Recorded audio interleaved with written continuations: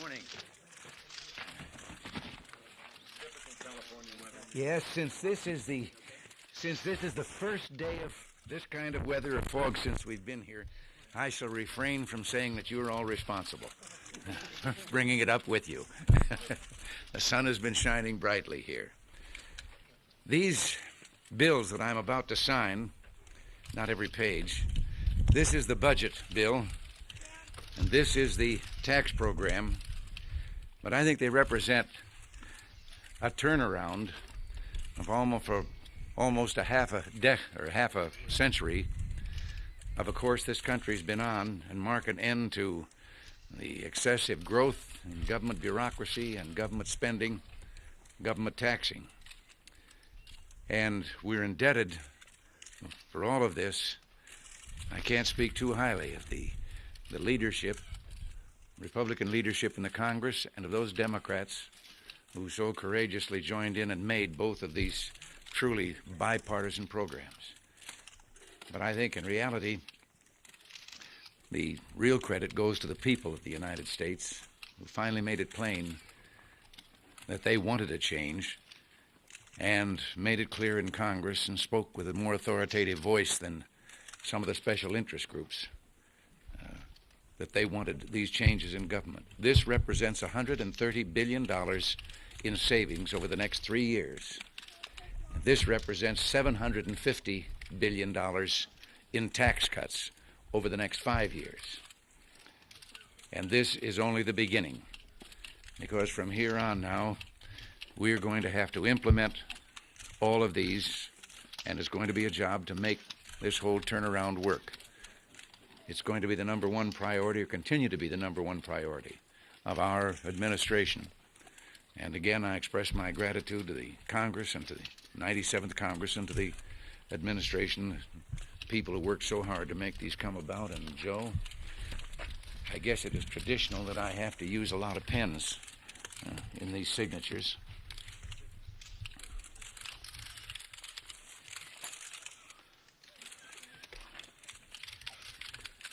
Oops, one letter too many.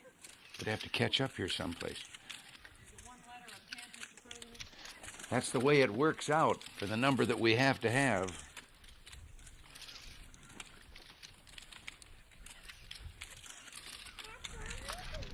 Just think if my name had had 3 more letters in it. Who gets the pen? Some of those people that helped. The speaker. Yep.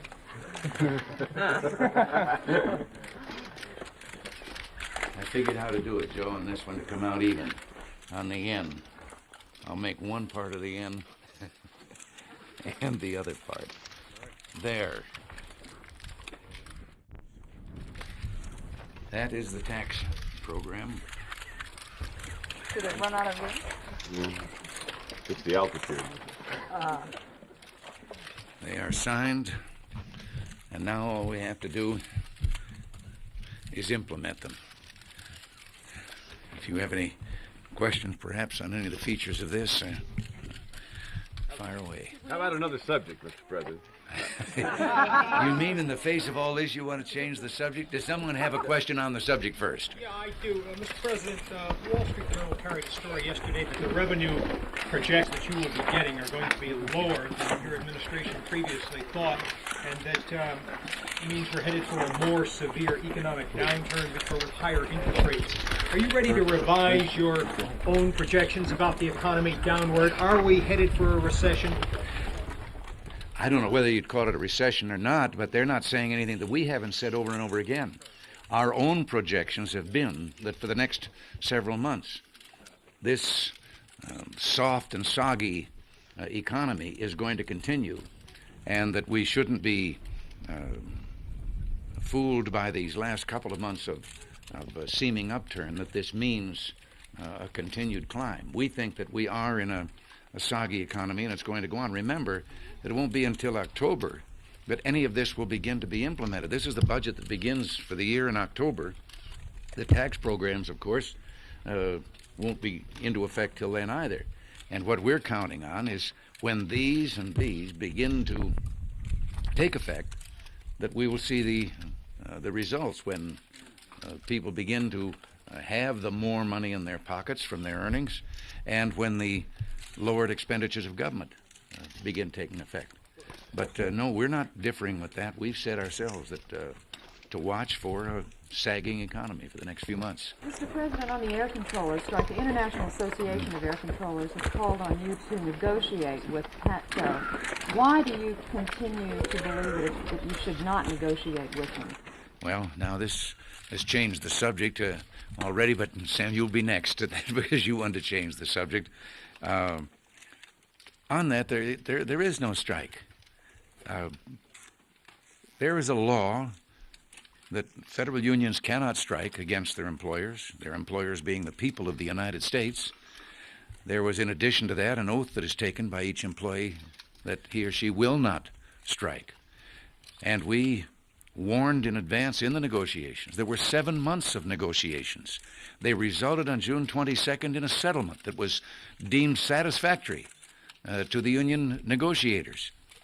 Then they came back several weeks later with demands that said that this was not suitable, and with demands that increased by 17 times what had been agreed to in June. It would have amounted to $40,000 increase per year per controller. But we warned that under the threat of a strike, that there could not be a strike against the law, that this would be breaking the law, and that there therefore could be no negotiations.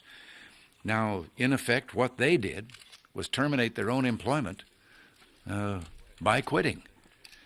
And our obligation now are to the several thousand who are keeping this system working and who did abide by their oath. Wouldn't it be worth it, Mr. President, to go ahead and rehire these 12,000 people rather than have the American people suffer the inconvenience and the damage to the economy that this is going to cause? Well, how much inconvenience is there? Yesterday, flights were 80% of normal. And with regard to international flights, yesterday 117,000 people were carried on over-water flights, international flights. So we feel that we are rebuilding the system now in view of the action of those controllers who decided to violate their oath and to violate the law. And I just don't see any way that it could be expected that we could now just go back and pretend that they weren't breaking the law or breaking their oath. Are you absolutely ruling out use of presidential pardon or amnesty? Our obligation is to those several thousand that are in there working. And I must say, they have my utmost gratitude and admiration, and I think they should of all the people for what they're doing. But what about you have the power of presidential pardon and amnesty? Are you absolutely ruling that out with regard to the air traffic controllers? Yes, although we have said that those, and some have already, those who come back and can show that they were, you might say, coerced or harassed, pressured into doing what they did, and it was not their will, we have taken some of those back. Mr. President, let me ask you about the Soviet Union's commentary today that your policy is one of sheer insanity, and that relations between Moscow and Washington are now at the lowest ebb that they've been in modern times since the Cold War ended. Are we now in a new Cold War, and do you fear that it may lead to an actual shooting war? No, I don't fear the actual shooting war, and whatever they may want to term it, Cold War or not, what we are in is a situation where we're being realistic about their military buildup, which has gone on unchecked in spite of all of the meetings having to do with arms control and so forth. And I can understand their anguish. They're squealing like they're sitting on a sharp nail, simply because we now are showing the will that we're not going to let them get to the point of dominance where they can someday issue to the free world an ultimatum of surrender or die. And they don't like that. But no, I have made it plain, and it isn't just language. We are going to meet with them with regard to the theater-nuclear weapons in Europe, but we're also going to meet, and I have asked that we meet to legitimately discuss the reduction of armaments on both sides, particularly in strategic weapons. Mr. President, you made the decision to go ahead and manufacture the neutron weapon. Is this not an escalation on our part? No, not really. The neutron weapon, incidentally, we have information that the Soviet Union spent about $100 million in Western Europe alone a few years ago when the announcement was first made of the invention of the neutron warhead. And I don't know how much they're spending now, but they're starting the same kind of propaganda drive. The neutron warhead is a defensive weapon. It is a deterrent to a conflict. But we didn't start manufacturing it. The previous administration had authorized its manufacture quite some time ago. And what we have been doing, they, however, did not put the actual neutron part of the warhead in the 8-inch shell of the Lance missile.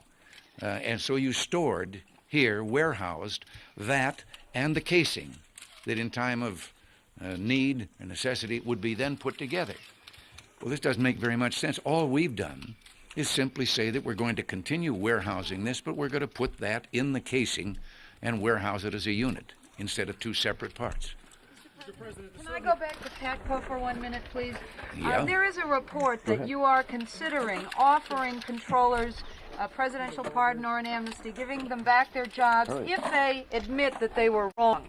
Is there any such consideration, and would you consider amnesty if they did? No, and that goes with my answer again. No, there's never been, I don't know where that could have started, because there has been no change in our feelings about this at all. There's been a report today that the Soviet Union will begin war games next month in the Baltic states and the Baltic Sea under the direct direction of the Soviet defense minister. Do you consider that a reaction to your neutron bomb announcement, and is that something that surprises the administration that we didn't know about? No, because they were not surprised. They were preparing long before this news leaked out about the assembly of the neutron warhead. Leaked out that, or we had the information that they were preparing for these war games, and so they couldn't have been dependent on the neutron warhead at all. You don't consider those war games any particular new threat to Poland since they're in that area? They might be directed against that, but I would have no way of knowing what's in their mind. But they are, and apparently they're going to include amphibious landings, coastal landings, and so forth. Our intention is to simply stockpile it, as warehouse it, you might say, as we do with other weapons, in the event that, heaven forbid, there ever is a necessity, a war that brings them about. This weapon was particularly designed to offset the great superiority that the Soviet Union has on the Western Front against the NATO nations, a tank advantage of better than 4-1. And it is purely, as I say, a defensive weapon. And maybe this is why it's so painful to the Soviet Union to realize that this could offset their great advantage there. But there is no question of deployment. And if ever there seemed to be a necessity for that, deployment would only follow full consultation with our NATO allies. Mr. President, what is the reason for continuing to withhold fighter planes from Israel that they have bought or are purchasing from us? Well, the decision is going to be made very soon, and it is just some last details in the review that has been going on that started with the incident in the Middle East. And then I will be announcing a decision probably next week. It sounds as if you're moving toward a decision to go ahead and release them. Well, if I answer that, then I might be announcing a decision. I'll tell you, I'll announce what the decision is next week. Back on the budget, many governors, particularly Democratic governors, say it's a shell game, that you've got to help them on the so-called safety net more, or they're not going to be able to take up the slack. Well, some governors did say that, and yet I noticed that the whole governors' conference did support and vote for a resolution of continued cooperation with us in these packages. Now, it is true, we were not able to get all that we wanted in the line of real block grants and autonomy for local and state government. one level of government. They even have that conflict between local and state government, that each level is a little reluctant to give up autonomy and authority. We're going to continue to work with the Congress and work with the states and local government representatives to give them the autonomy they can have to make these programs work. It is true we did not get all that we had wanted in that regard. Sir, it's not autonomy so much as money that they need. Well, the difference is, and what our reductions were based on, is that the block grant, giving them the flexibility at that level to use this as they saw fit, setting the priorities, really would result in a savings, and our reductions were based on those estimated savings in unnecessary administrative overhead, direction, and restrictions that caused unnecessary spending at the local level. And as a governor, I can testify that that was true, that in many of the categorical grant programs, we could see how much more efficiently they could have been run without the red tape imposed by the federal government. Now, there was a hand over here, and then I'll go over there. Secretary Hayes recently called on the Russians to show restraint and reciprocity if they wanted better relations with the United States. In your communications with Brezhnev, what suggestions have you made to the Soviets, ways they can improve their behavior, or how would you suggest now the Soviets can improve so that you could get back to detente and reduce this war of words? Well, I made a suggestion at one time in correspondence with Mr. Brezhnev that sometimes it seems that the government sometimes get in the way of the people, and that I think that the people of all countries have a great many things in common: a desire to raise their families, a desire to choose the occupation or profession they want to work at, to have some control over their lives. And I suggested that maybe we might sit down sometime and see what it was the people really wanted. I doubt that the people have ever started a war. And so I made that suggestion. Would you like to meet Brezhnev soon? Well, when we are ready to come forward with a program of proposals for and that will take some preliminary meetings at the ministerial level before we're ready to come in and actually negotiate, as I've said, legitimate arms reductions to remove this nightmare that hangs over the world today of the strategic weapons. Mr. President, I wonder about the neutron bomb perhaps changing nuclear doctrine. If the Soviets attacked with tanks, might we become the first to use? Could we engage in first strike with that weapon? Well, this is something that seems to be overlooked in all the propaganda that's now being uttered about this weapon. And that is that the present tactical battlefield weapons stationed in Europe are nuclear weapons, far more destructive, far longer in the rendering areas uninhabitable because of radioactivity than the neutron weapon. So those tactical nuclear weapons are there on both sides already.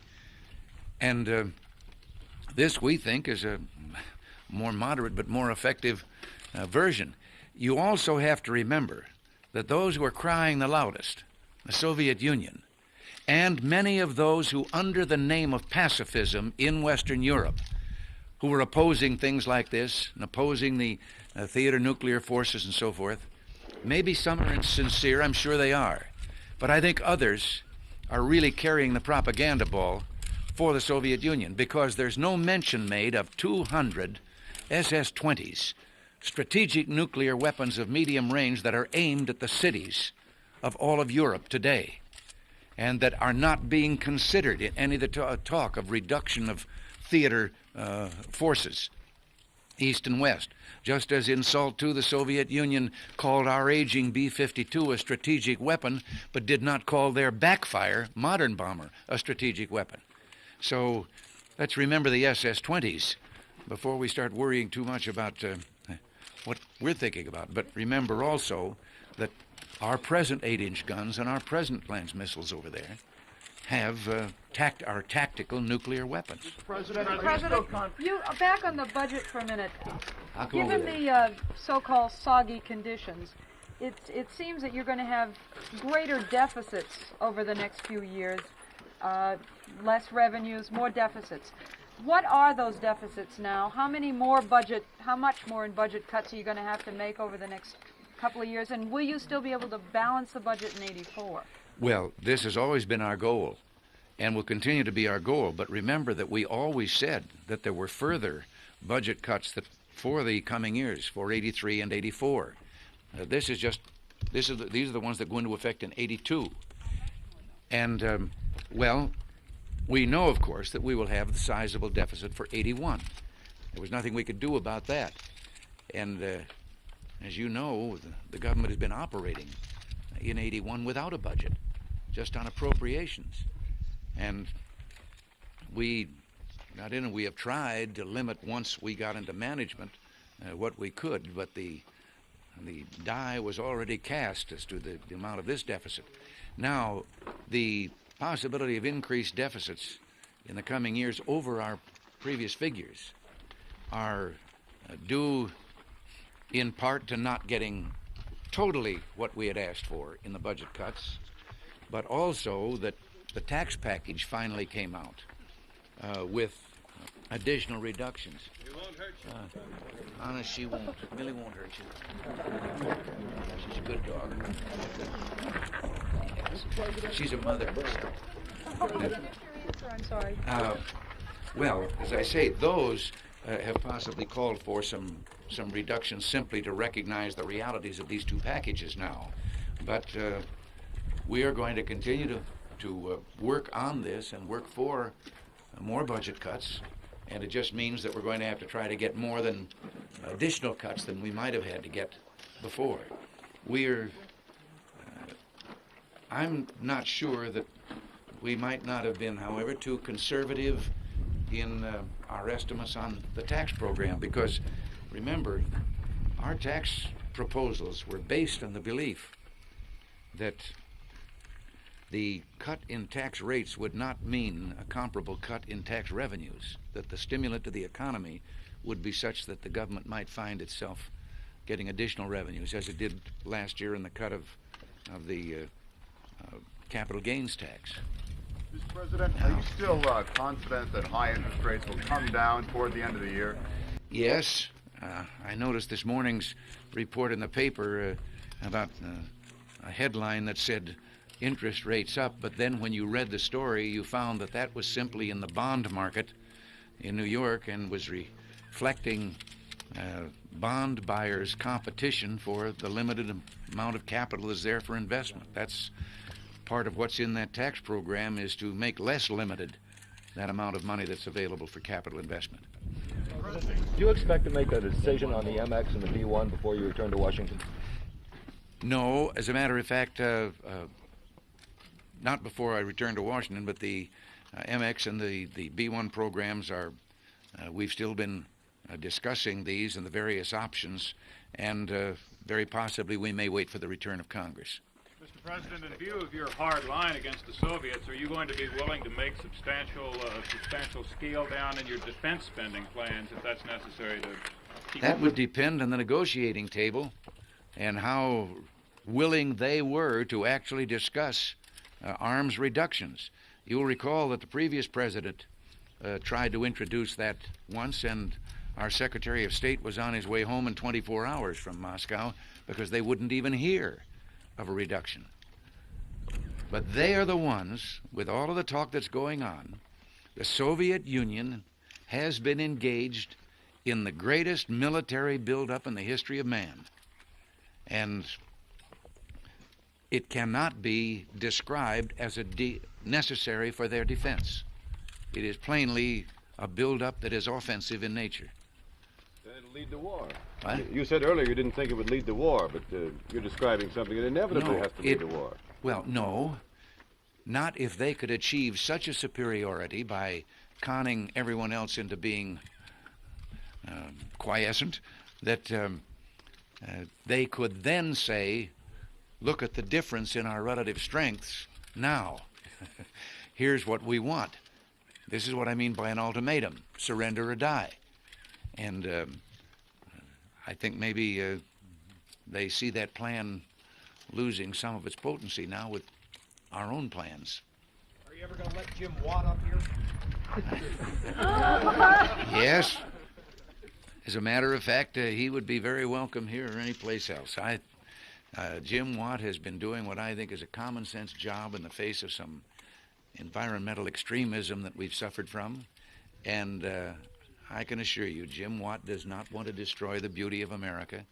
He just wants to recognize that people are ecology too. We have some needs, and there has to be provision for us to live. But if he does come up, I'd welcome his help, because we've got a woods back here that is full of downed limbs from trees, the result of a freak 8-inch snowstorm. What if he strikes oil in the corral?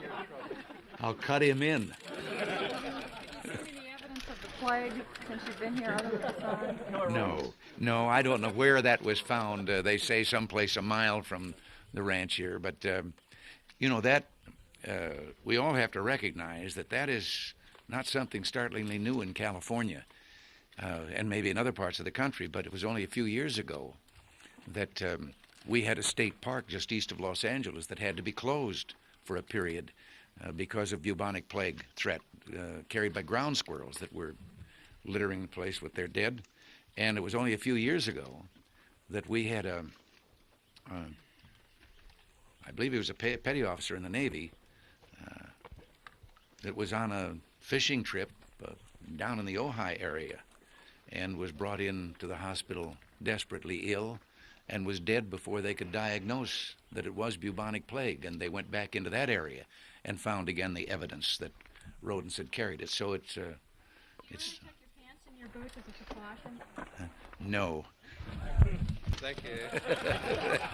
No. That's what your deputy press secretary's been telling us. No, we've been out there in the woods working very hard at cleaning up, as I say, some of that brush. I wish the fog would lift so you could see some of the brush piles around here. Lee Clearwater, who was here the night that the snowfall came, said it sounded like an artillery barrage, hearing the limbs snapping off all over in the woods. And we had it pretty park-like around here until then. We'll be cutting for the next 10 years. If anyone wants some firewood, just bring a truck and a chainsaw, and we'll point you to all kinds of good oak firewood that you can have.